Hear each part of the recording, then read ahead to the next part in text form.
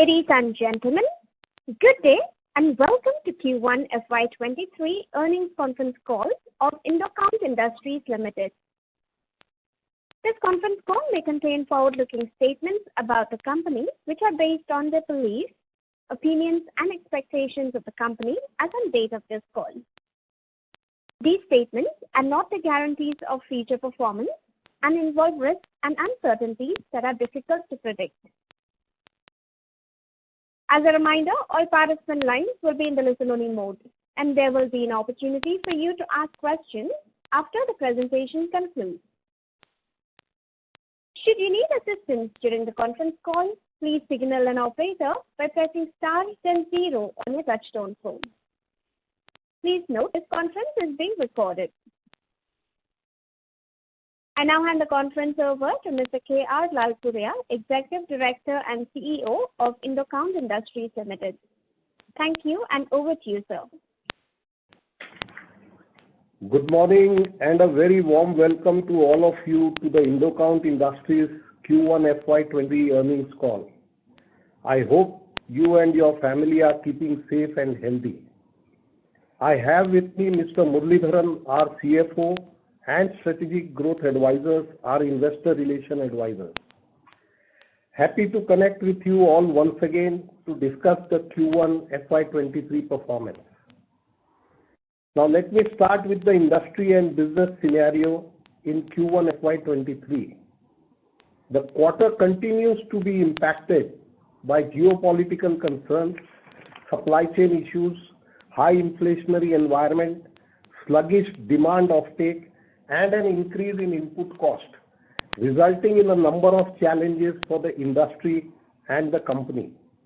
We have been able to navigate the above challenges on the back of strategies adopted by us towards increased contribution from value-added products and customer centricity. We expect the industry situation to start getting normalized in H2 FY3. About our key markets, inflation remains a key challenge to consumers and will continue to be an issue during FY23. Due to this, consumers are spending on essential products rather than discretionary purchases. However, as per the latest retail sales data by NRF, US retail sales in June 22 were up 1% from May 22 and up 8.4% on a YOY basis. The domestic demand for home textile in India is also expected to continue to grow. On the domestic scenario, the Government of India's efforts on the various treaty and FTA agreements and the continuation of ROSCTL will help us further to move ahead and be a reliable and credible supplier to the global textile market. In view of China Plus One strategy, we believe the Indian textile industry's long-term growth prospects remain unchanged. Now the future outlook. We believe the downward trend in prices for the new cotton season, easing of supply chain issues and measures taken by the respective governments to tackle inflation will be the key factors helping the revival of demand over the medium term. We anticipate that the forthcoming holiday season will also release the inventory backlog from the system. Our company's performance. During the quarter we saw various developments. The first one is the acquisition of home textile business of GHCL Limited. We have successfully completed the acquisition of home textile business of GHCL Limited, thus making us the largest global home textile bed linen company. As expected, the integration between the two units has taken place seamlessly. We expect the consolidation synergies to reflect once volumes start to pick up. Focus on brands, B2C, D2C and value-added products. We are strategically moving towards value-added products which is a better margin and value proposition business. Our partnership with Jasper Conran for an exclusive bed and bath collection has been launched successfully in the international market.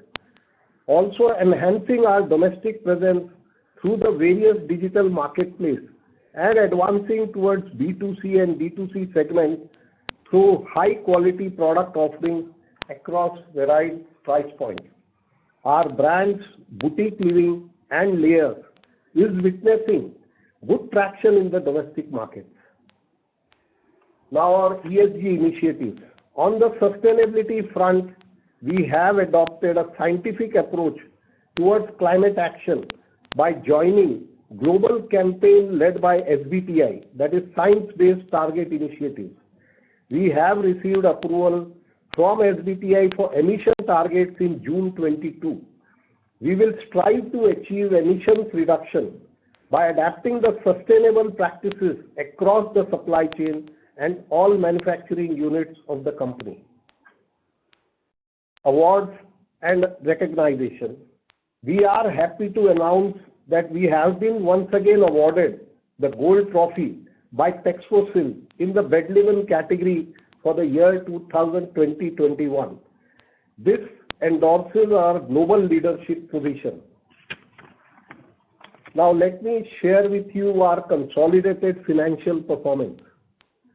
Kindly note that Q1 FY22 financial includes ROFCTL benefits of rupees 50 crores for the period of January 1, 2020 to March 31, 2021. We will compare our performance, therefore, excluding this income of prior period. Total income is rupees 722 crores in Q1 FY23 versus rupees 709 crores in Q1 FY22, an increase of 2%. Gross profit of rupees 455 crores in Q1 FY23 versus rupees 386 crores in Q1 FY22. Gross margin stood at 63.1% in Q1 FY23. This higher gross profit is attributable to higher contribution of value-added products and advantage due to better hedging of raw material. We expect gross margin to normalize over subsequent quarters. EBITDA rupees 141 crores in Q1 FY23 versus 128 crores in Q1 FY22, an increase of 150 bps. EBITDA margin stood at 19.5% in Q1 FY23 as compared to 18% in Q1 FY22. PAT rupees 77 crores in Q1 FY23 with a margin of 10.6%. We reported an EPS of rupees 3.91 in Q1 FY23. That's all from my side. Now I leave the floor open for the question and answer. Thank you very much. We will now begin the question and answer session. Anyone who wishes to ask a question may press star and 1 on the touchtone telephone. If you wish to remove yourself from the question queue, you may press star and 2. Participants are requested to use handsets while asking a question. Anyone who would like to ask a question, please press star and 1 at this time. The first question is from the line of Kapil Jagasia from Edelweiss Financial Services. Please go ahead. So firstly, congratulations on decent set of numbers in this environment. Sorry to interrupt you, you're not very clear. Yeah.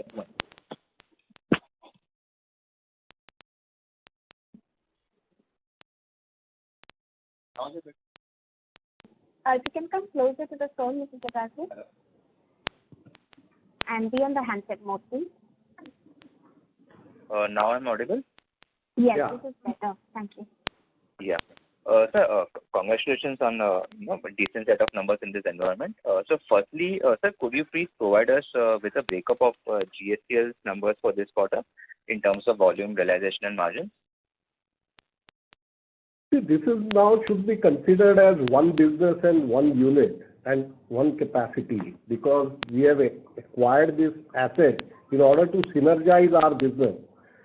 And whatever ease of doing business and conveniency as well as better services, we will intertwine between the two manufacturing units to see how we can scale up our efficiencies better and deliver a better business.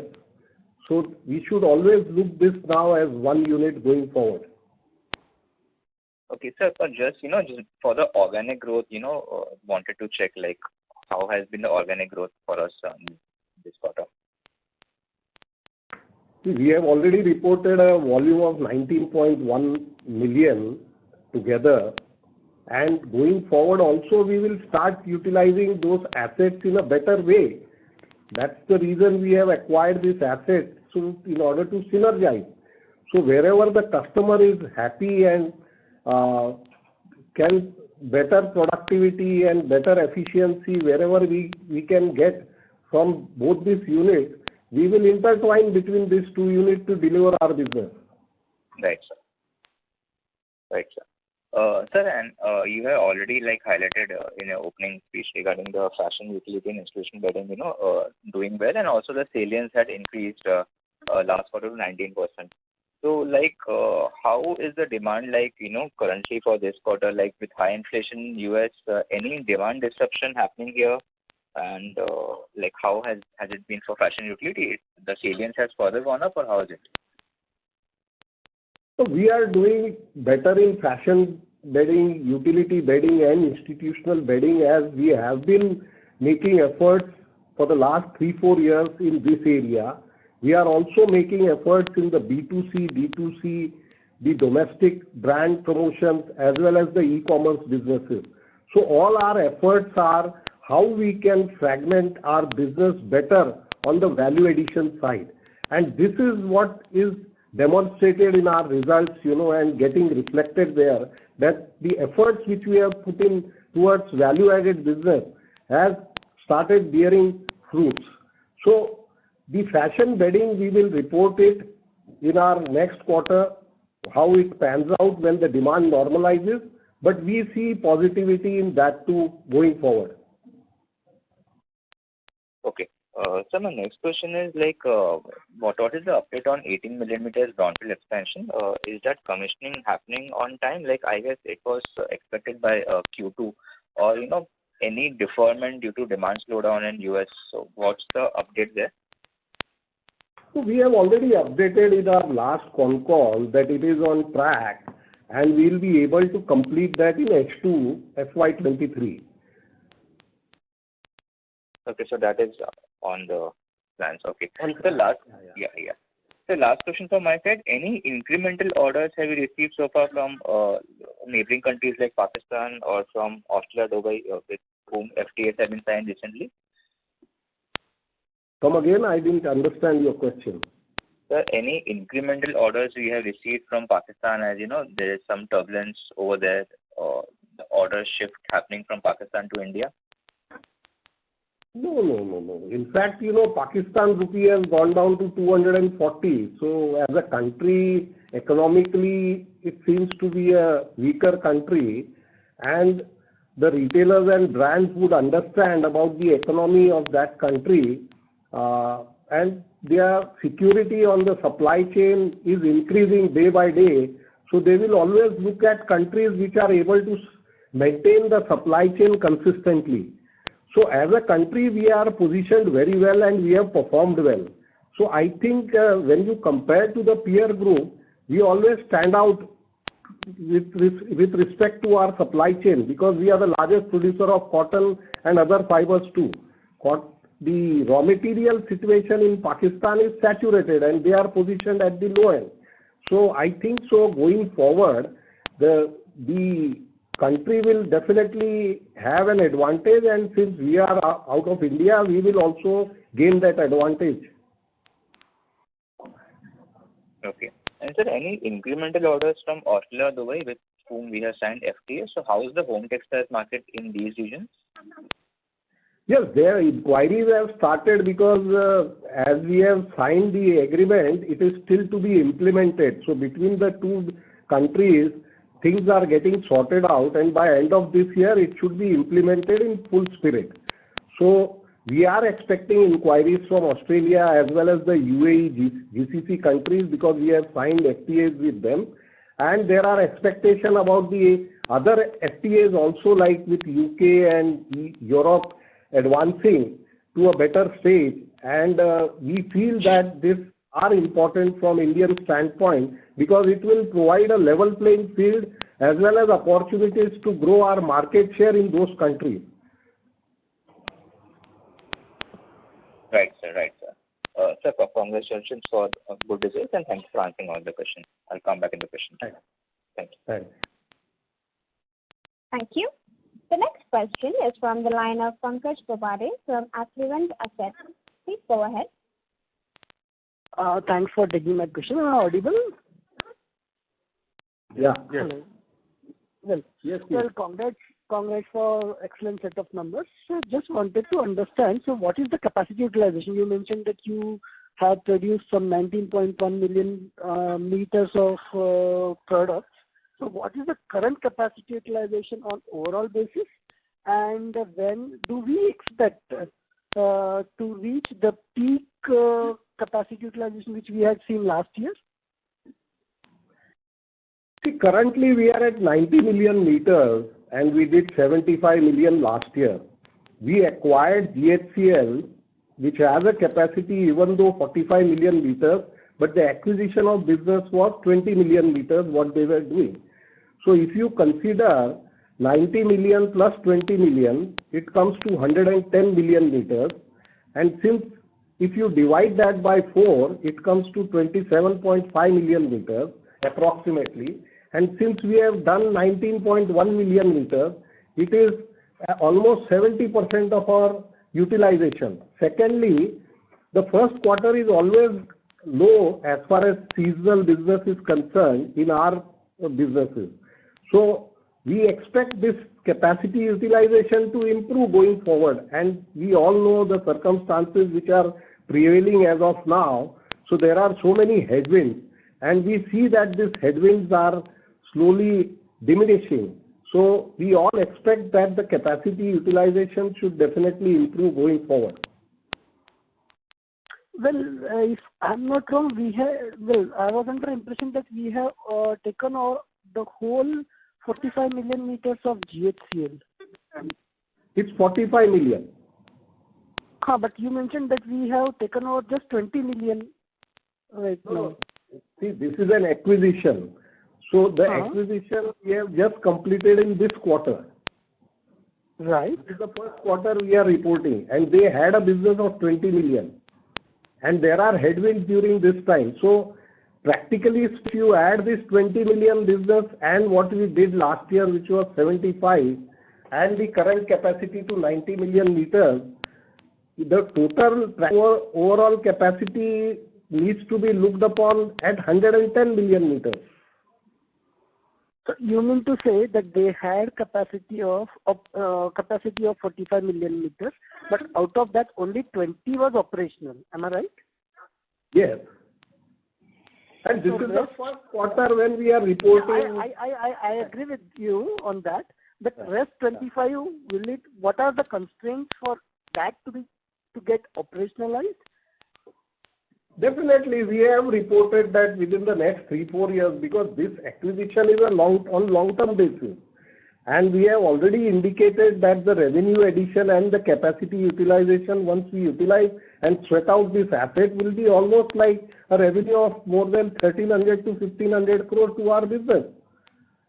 And we are also attempting to utilize our capacity. Before the acquisition, we were at 90 million and we were at 75 million sales. So we were almost utilizing our capacity to the level of 85%.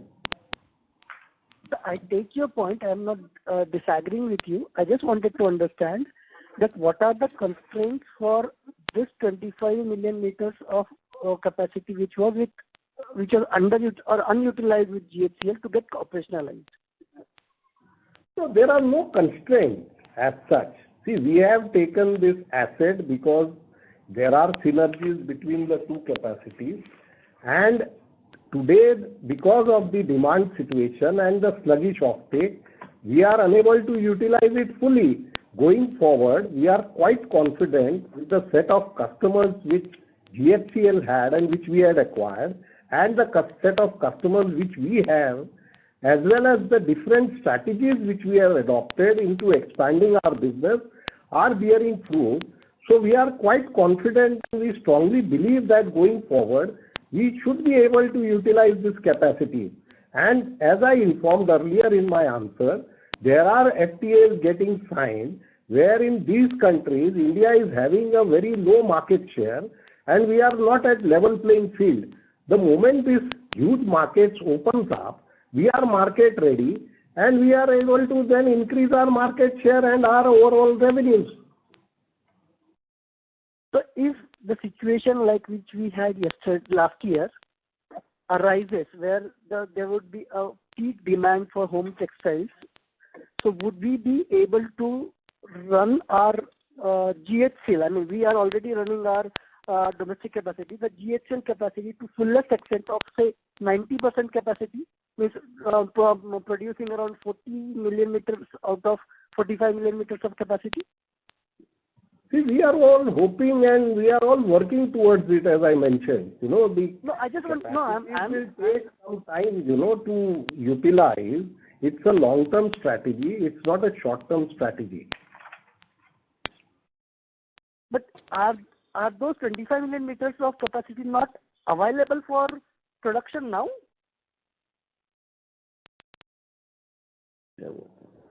Business, yes, of course, we will be able to, bring about that business because we have businesses. Just because of the demand offtake, we are unable to utilize the capacity to the similar level. Okay. Second thing, sir, regarding the inflationary situation in US, if what my understanding is that the inflation has reached its peak. What are your current readings on the ground? So the inflation, the respective governments are trying to tackle the inflation, and what we hear about is that apart from inflation, the sluggish offtake is because of the inventory pile-up. So the inventory pile-up, as it releases, the normal demand would return. And we expect that the normal demand should start flowing in from Q3 onwards. And the optimistic side also is that the holiday season is in front of us. So what we feel that the government is trying to tackle the inflation, and we hope that, with the revival of the demand, things should start moving in the right direction. Okay. Thank you, sir. Thanks a lot. Thank you. The next question is from the line of Bhavin Chheda from Enam Holdings. Please go ahead. Good morning, sir. Congrats on a very good set of numbers considering the challenging situation both on the raw material and the US market. Questions first on, I think we were planning a capex of 70,000 spindles. So what's the status on that? And overall, you can update any other capex for 23 and 24? No, the capex is on track, as I mentioned. The first phase is expected to be completed by this financial year 23, which is what we had reported, and it will be operational by December. Will start by December. We are expecting it to complete by December, so it will be operational before 23. And what exactly you are doing in this first phase? We are installing almost 25,000 spindles. 25,000. Okay. And how much we are spending, sir, this year and next year? This, we totally will be spending 270 crores as what we had reported earlier, and this will be spent during this year with a mix of, debt and internal accruals. So the debt would be around 175 crores, and the internal accrual will be around 175 crores, and the debt would be around 95 crores. Okay. So this 275 crores will entirely be spending in FY23? Yeah, mostly. Okay. And which will be your spindle, mostly it is 25,000 spindles capacity. No, the 25,000 is first phase. The balance 45,000 is the second phase. So overall it will be 70,000 spindles. Okay. And this 270 crores is for entire 70,000 spindles? Yes. Okay. So my next question was on GHCL capacity, because what my understanding was at the time of the acquisition and the presentation then, that a 45 million fabric processing, 30 million cut and sew, and 12 million weaving. So you mentioned 20 million in your opening remarks. So what's the mismatch there? So it is 45 million only. The capacity what you have mentioned is correct. But when you calculate the capacity utilization, I meant to say because we acquired a business only in this quarter, in all practicality, because there was a business of 20 million only, they were operating at 50% of their capacity utilization. Okay. So for all practicality, I was considering that 20 million, if I add up to my capacity utilization, and currently where I am at 90 million, so I was totaling it up to 110 million, because I will scale up my capacity utilization further going forward, which we have also mentioned that this is a medium-term and long-term strategy for the company. By acquiring this 45 million, we intended to increase from 20 to 45 million going forward. So that's what our inclination is. So that's what I mentioned. So your, sir, 153 million meters, what we had spoken about in the earlier calls and our meetings also. So when would that be actually, you can utilize or ready capacity of 153 million meters? From first quarter FY24. From QY24, your run rate can be on that, based on that capacity. Obviously, the demand has to be there, but the capacity available would be 153 million meters. Absolutely right. Okay. And what is the current gross debt and cash in the books, sir? That we will provide you offline. Okay, no problem. And sir, again, last question on the current numbers. If we were holding inventory, because what I'm trying to gauge is GHCL quarterly run rate was between 170-200 crores with 10% margin.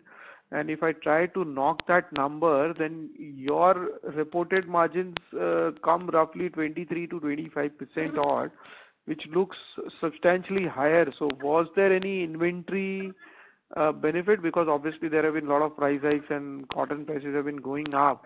So this particular quarter, were we holding any low-cost inventory and that benefit has come into margins? Or these are sustainable margins of 20-odd%? Yeah, I've been mentioning, about that as a company, we are consciously investing into the supply chain. If you must have heard our earlier previous call. And as a policy, we are hedging our raw material properly. So that benefit definitely of lower cost inventory is there in this result. Secondly, the focus on the value-added product has also got accumulated in this quarter. So that has also helped us. To some extent, the product mix is better. Then the forex gain also is coming through. So I think in this particular quarter, our margins have bettered, and that's the reason you are seeing this higher level of margin. But definitely this margin will moderate out to certain extent going forward. But our entire focus to promote value-added product is bearing fruit. So whatever which we have been doing in order to promote fashion bedding, utility bedding, as well as you see our B2C, D2C and licensed brand and the domestic brand promotion are all helping the company to realize much better. Sure, sir. So any volume and margin guidance would you like to give for 23? I used to give earlier the same, but obviously considering difficult environment is difficult, but any sense of business targets for this year on volumes and margin front? See, as you have already answered, the things are very uncertain, at the moment, and they are That's very... why I'm asking internal targets. So that's why you see, it prevents me not to mislead you, to certain extent. Sure. But we are, as a company, as you see, we are focused player. We are working upon very hard and trying to be more efficient to our customer base. And our customers are also responding. As the market starts responding, we are quite confident to build up and utilize our capacities and sweat our assets. Sure. Thanks a lot, sir. Yeah. Thank you. Thank you. The next question is from the line of Abhineet Anand from MK Global. Please go ahead. Yeah, thanks for the opportunity. Thanks. Last few years, if I can call, all 21, 22, and even this year, there has been lots of ups and downs in terms of RM and demand, which has led to very different type of gross margins and EBITDA margin, right? I just want to, understand from a medium-term perspective, given the product profile that we have and now we have added some part of GHCL, what could be a normalized gross margin be? I mean, leaving all the demand scenario or where cotton is, let's assume cotton stabilizes at 65,000-70,000 and demand is, back to normalized numbers. So next 2 years hence or 1.5 year hence, where do you see a gross margin of the company based on the product profile that we have? See, as I mentioned, Abhineet, that we are focusing on the value-added side of the business, which are bearing fruits. And there are other areas also in the distribution channel. We are trying to scale up our operations so that we can be closer to the customer, and based on our service level, we derive advantage out of it. So all these are paying off. Now, the gross margins will be decent going forward and will also depend upon the new season. Because as it pans out today, the futures are traded at 65,000. But we need to see how the rainfall is, whether there are issues on the supply chain side due to the bollworm, pesticide, etc. So we need to watch and observe the situation, even though we are optimistic about it, but they will moderate from this level to certain extent, but we are quite positive to at least sustain as per our last year.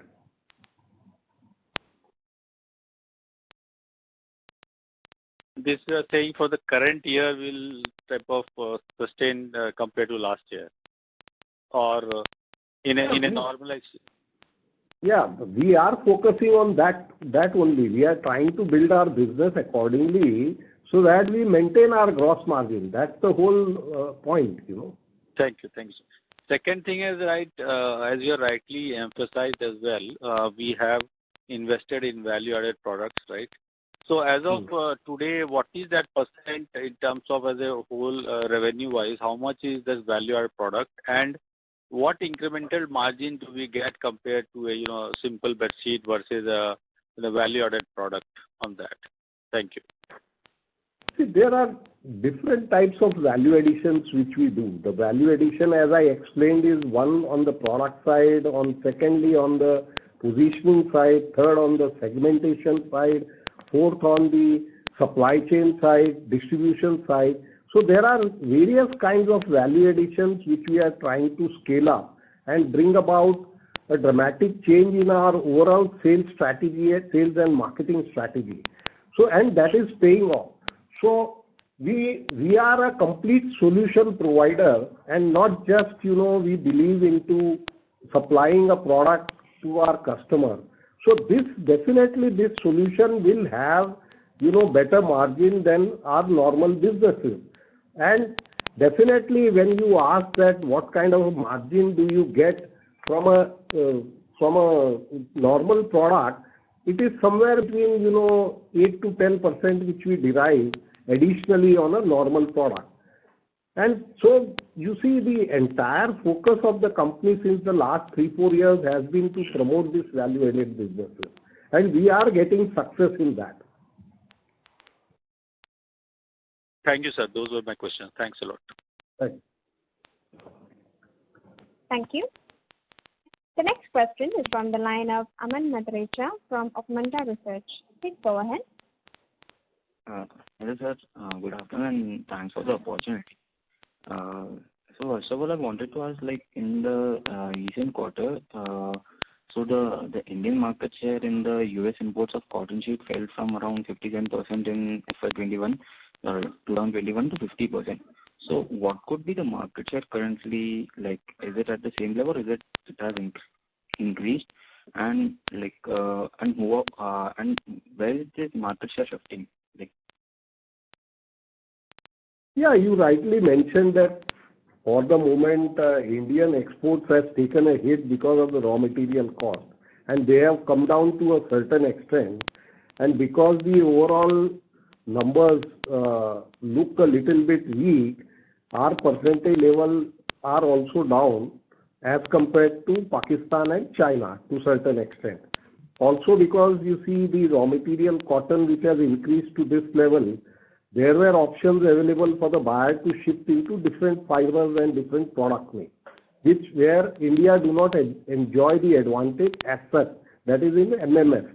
So going forward, we are confident that the way how India is positioned due to the China Plus One strategy and the Xinjiang cotton fiasco, we will be better able to service the brands and retailers, and that will give us once again the market share which we had momentarily dipped.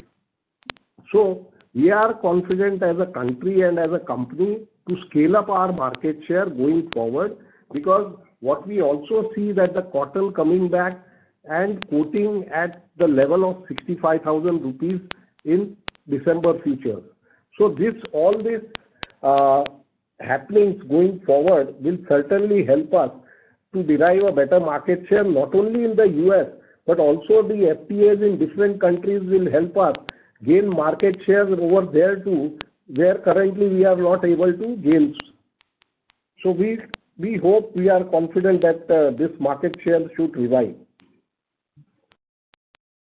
okay, just to follow up on the same, like how has been the market share currently? It has increased, or is it at the same levels? Like if you have the numbers handy. What we saw in May, it was around 53% as per OTEXA data, but June numbers are still awaited, and once that is July numbers, I feel, and once they are out, June numbers. So once they are out, we will definitely be able to report those numbers, and you may also see some uptick in that.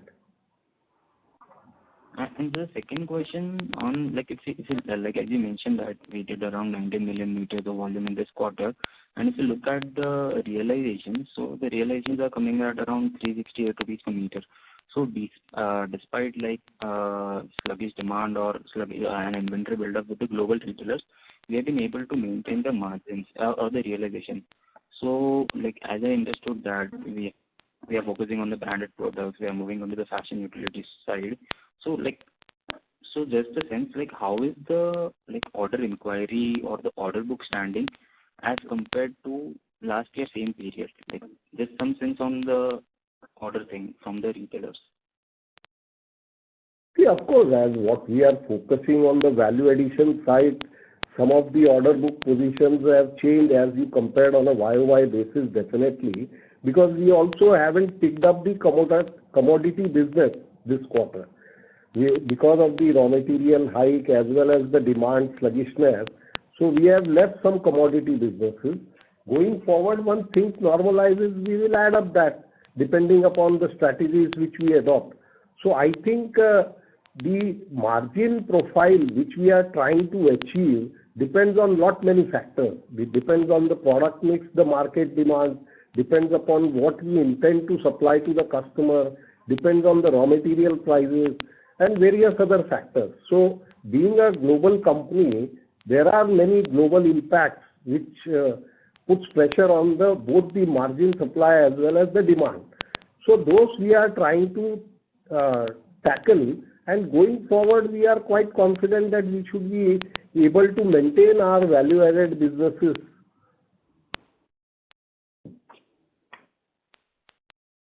Okay.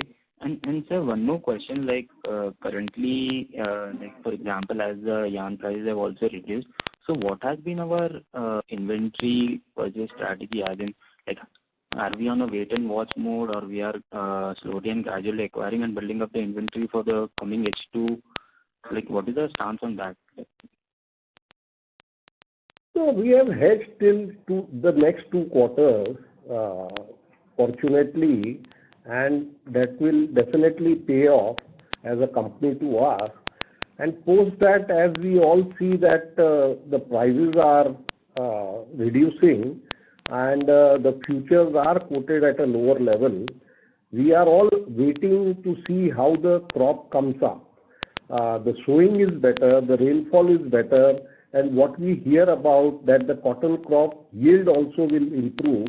This will help us to make available the required cotton to the mill consumers. So definitely it will normalize the prices, and that will also help us to formulate our strategy going forward for the next financial year. Okay. And sir, coming back to my previous question, like I highlighted the realization piece. So like as you mentioned that, so now I'm considering GHCL and Indocount as the same entity. But like for example, like what could be the GHCL? How is the realization from the GHCL operations? Like, is it lower? Like some broad view on the realization from the GHCL capacity. See, we are focusing on that as well, how to scale up that business to a better productivity level overall. And with the kind of customer base which we have and what GHCL have, we have found positive responses from our customer accepting this, and they look upon to us for solution today. Definitely, the margins at GHCL when what we acquired are currently low, but going forward, our all emphasis in how we can sweat those assets and make better margin out of there. So that's what we are focusing upon. And given the strategy, what our company has been following so far, if we are able to implement that at the GHCL level, we are very confident to scale up that their margin too, which will be one margin for the entire company. Okay, sir. Thank you. That's all from my side. Thank you. The next question is from the line of Komal Maheshwari from Anubhuti Advisors. Please go ahead. Thank you so much for giving me an opportunity. Most of the questions have been answered, but still I do have 2 questions to ask. So on the first question, the first question is on the capacity utilization. You just explained the calculation, so on the basis of that, we come up at 70% capacity utilization. But sir, is it fair to say that since 25 million ton that we are not using inflation concern, and on the basis of total capacity of 135 million ton that we have, including GHCL plus Indocount, so on a quarterly basis we are getting the 34 million ton. So that was giving me capacity utilization of 57 or 58%. So is it fair to say that we are at 57% or 58% of capacity utilization level? See, technically you are right, but you have to see from a practical standpoint. When we acquired this business, there are 2 situations. One is you invest into a capacity, and one is you acquire some business. Now this business has been acquired in this quarter, which was at 20 million meters against 45 million capacity. And we have mentioned that as a company, we have acquired this for medium term and long term, and we will build and utilize this capacity. We'll build this business going forward in the next 2-3 years. that we have already explained, and the revenues from this capacity utilization will be an additional to the extent of 1300 to 1500 crore. We had already explained. Now, we are at 90 million meters capacity today. We are scaling this up to 108 million, which will happen by the end of FY23, as I mentioned in my earlier answer. Now, with all practical reasons, if you consider this 90 million and the 20 million business which we have acquired, we were again 90 million at 75 million, which was 85% of the capacity utilization. Now, this 20 million capacity which we with business which we acquired, if you add up to this 90 million in the first quarter, if we are at 19 million, if you divide the 110 by 4, you get at 27.75 roughly, and we are at say 19 million. So it is fair to say that we are at 70% utilization as a business. Technically, you are right at 135 million. Okay, sir. I do have another question on the comprehensive income. So, which comes at 48 crores, which says that item that will be reclassified to the P&L. So, is it? I mean, majority of is coming from the because of the foreign exchange loss. These are in respect of MTM on an unexpired contract. So Okay. these are notional and will adjust itself into the P&L and carry forward also according to the position of exchange hedge we have at periodically. Okay. And current position of the hedge. So I think we have delivered an exchange rate of about 78.50 around. We have realized this quarter. Okay. Thank you so much for giving an opportunity. Thank you, sir, and all the best. Thank you. Thank you. The next question is from the line of Harshal Sethia from AUM Fund Advisors. Please go ahead. So can you just break up the volumes in terms of how much were from Indocom's capacity and how much were from GSK's capacity for the Your audio is not very clear. Hello? Yes, now it's better. Please repeat. Hi, so can you just break up the volume of 19 million meters into how much was from Indocom's capacity and how much was from GHCL's capacity? Yeah, I have already mentioned you have to look it jointly now as a one company and one business, because you see, for all practical purposes, we are trying to build upon the synergies between the two units and see how we can achieve more efficiency and productivity when we deliver to a customer. So you have to take this as one company now and one volume. I understand your point. It's just that I just want to understand how is GHCL being scaled in terms of acquisition. Where are we in terms of the processes? And I understand that you just said that the product of GHCL is well accepted with Indocom customers, but it's just to understand the whole process of integration, what's going and what's not going on. And it's a long-term and medium-term strategy, as I explained, to integrate the two companies together to scale up to what we desire as a business. And definitely, as I have mentioned in my speech also, that the integration is happening seamlessly between the two companies, and the customers have also accepted it, and they are quite hopeful and very happy to deal with us going forward. And they are showing positive signs to increase their business with us, and that prompts us to say that we will be able to utilize that capacity going forward very well. And that is the reason we have acquired this, because we wanted to be market ready when the FTAs get signed, and we are also looking at the demand increase in all major markets going forward, as home has become the center stage, and because of the because of the scale up, like the China plus one strategy and the Xinjiang cotton, India as a country is also better positioned, where brands and retailers are de-risking their business to a second source, which is apparent. And whenever we enter a meeting in today's world with a customer, they do mention about shifting their business from China. So those are positive signs. Also, the quality which, this GHCL unit has been making is very well accepted by the customers, and we are further scaling it up to see that how we can increase our product profile from there and see that how we can sweat the assets going forward and utilize that capacity. That's no concern for us, because we have made a strategy to see how we can scale up our business going forward in all directions, whether it is domestic market, whether it is overseas market, whether it is omni-channel distribution, whether it is brands and license. So there are so many avenues open to us to scale up our businesses, and those are bearing fruits because we have been working upon this for the last 3-4 years. And that's why you see those getting reflected in our results.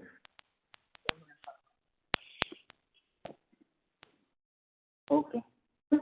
And secondly, sir, I had that if you can just give a 3 to 5 year vision, where do we want to see our business to be in the next 3 to 5 years? So we had already mentioned in our earlier, Concalls that as a company, we would like to, in the next 3 to 5 years, double our revenues. We are at decent margins, and we are working towards it. And that's part of our strategy to acquire GHCL, because this had a complete synergy with our businesses.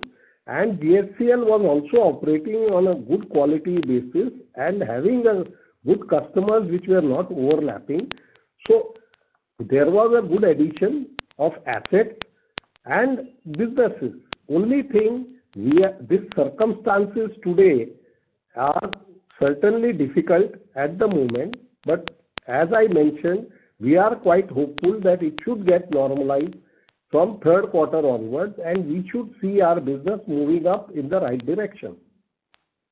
Okay. Thank you.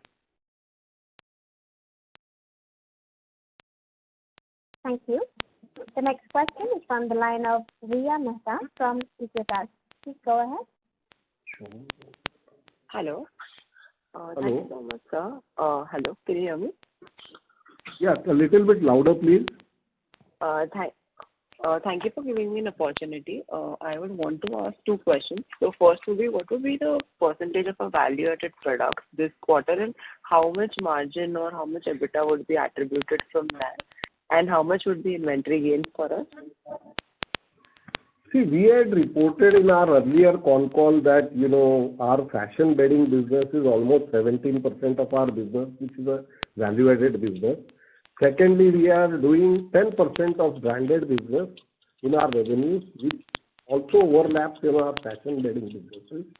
Our e-commerce business would scale up to 8% plus, where we have an opportunity to promote licensed brand businesses. Our domestic brand businesses, both boutique living and layers, are scaling up to 3% plus going forward. So all these branded business, distribution bases in omni-channel, etc., are providing us the necessary value addition. So as I mentioned in my earlier statement, that our focus is entirely to fragment our business, not to focus upon more commodity business, but to rather scale up our value chain and see that how we can derive better margin and provide better services. And for that, our company is regularly investing into innovation, research and development, new technology, digitization, to scale up the service level to our customers, which is helping also us to see that we become a one-stop shop for our customers. That is providing them the necessary confidence. And we have performed as a company, if you see our investor deck, in the last 4 years, a constant growth of 15% on our revenues.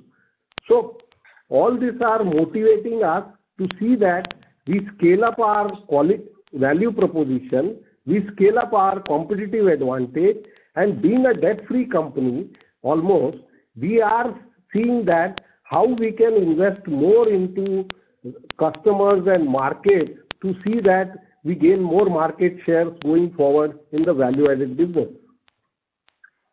Okay, I think that would be great. My second question pertains to what would be the percentage of inventory gains in this quarter? This I think we'll be able to provide you later, but that will provide you offline. Yeah. Okay. Okay. But if you could just give a directional sense on it. See, as you know that there is a sluggish offtake, and in order to service business, we need inventory. And as a company, we have been investing into inventories. Secondly, we have advantage getting reflected into our quarter also in form of gross margin, which you can observe very well. Next, you see, in order to service the business also, like for example, when we promote e-commerce, we need inventory. When we promote domestic business, we need inventory. When we promote distribution in the US, we need inventory. When we promote in the UK distribution, we need inventory. So we have to service the businesses where we need to invest into inventory to provide the necessary supply chain security to our customers. So that's what, is making us as a company to invest into the supply chain. So we are looking up to this as an opportunity to do business and to improvise our competitive advantage overall. Plus the funding of our today's business in exports is also the rates prevailing in India minus the interest equalization are at a lower end. So that is also helping us to finance the business. If I invest into say 5.5% into inventory, I get 18-19% EBITDA on my resultant business. So what is wrong in that? Yes, completely understand. Also, directionally, since you're saying that the cotton future prices are reduced at 65,000 odd levels, but at the current levels of 86,000, 87,000, the current prevailing level, what kind of, are you seeing any orders or any inquiries at these current levels? Because I think industry perspective is that there is no such order booking which is happening right now. So what's your take on it? Yeah, as I mentioned earlier, we are ahead for the next 2 quarters. And this is at lower levels than what the current candy price is. Going forward, as you rightly mentioned, that the levels are being quoted for December futures at 65,000. So we are waiting and watching the situation very closely, and we are updating our customers, communicating with them more and more to see that they have a full track of the trend which is following. And we take them into confidence to see how we can jointly make a business plan and scale up our business to gain their market share in their own market. Okay. And from demand perspective, I just wanted to have a sense on, since US is drying up, US and Europe is seeing some slump. So in the coming next 1-2 quarter, apart from inventory, getting clustered, what other headwinds or tailwinds do we see in the export market? See, as I mentioned, even in the US, the retail is doing well. Only the discretionary purchase is not there, which the end consumer was doing sometimes back. The inventory built up happened because of the mismatch in the supply chain, because the goods arrived delayed post the holiday seasons, and that's why they carried up. And then the third wave of the COVID broke down the couple of months sales. And this accumulated inventory, they are getting a traction as of now as we speak, slowly, and the demand is, we can see that getting revived in the third quarter, hopefully. And this is for the US market. The US market do have inflation, but we all believe that the inflation will be tackled by the respective government going forward in FY24. And this year, of course, the inflation would be there, but looking at the holiday season, the demand should revive by the third quarter. In the other areas, like of course UK, Europe, we are looking prospectively towards the FTAs getting signed, but whatever market share is existing, they are all believing in Indian supplies, as India is well positioned in raw material, and they feel that because of the disruptions happening due to China plus one strategy and the cotton coming out of the Xinjiang area, their reliance on India has increased substantially. And that's what is more positive for all other countries to source out of India. Now, there are only 5 countries in the world supplying textiles. The major ones are China, India, Pakistan, Bangladesh and Vietnam. We all know that Bangladesh and Vietnam do not have the desired raw material, whereas Pakistan's raw material is saturated. This leaves China and India, where China is facing the China plus one strategy and overall cost competitiveness decrease. So the advantage is India, and the Indian government has also realized that in order to build up employment, they should invest into this core textile sector.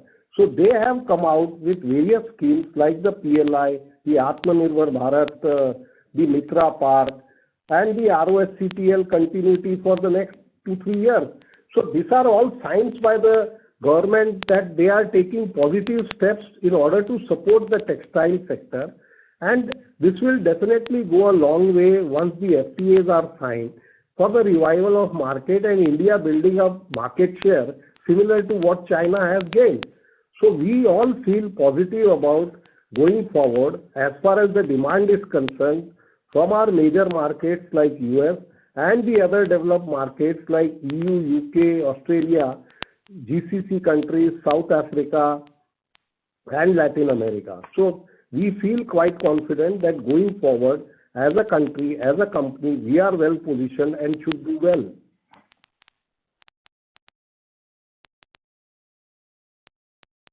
Thank you. Ladies and gentlemen, due to time constraints, that was the last question for today. I now hand the conference over to the management for closing comments. With this, I would like to thank everyone for joining on the call. I hope we have been able to address all your queries. For any further information, kindly get in touch with me or Strategic Growth Advisors, our Investor Relation Advisor. Thank you. Thank you. On behalf of Indocount Industries Limited, that concludes this conference. Thank you for joining us, and you may now disconnect your lines.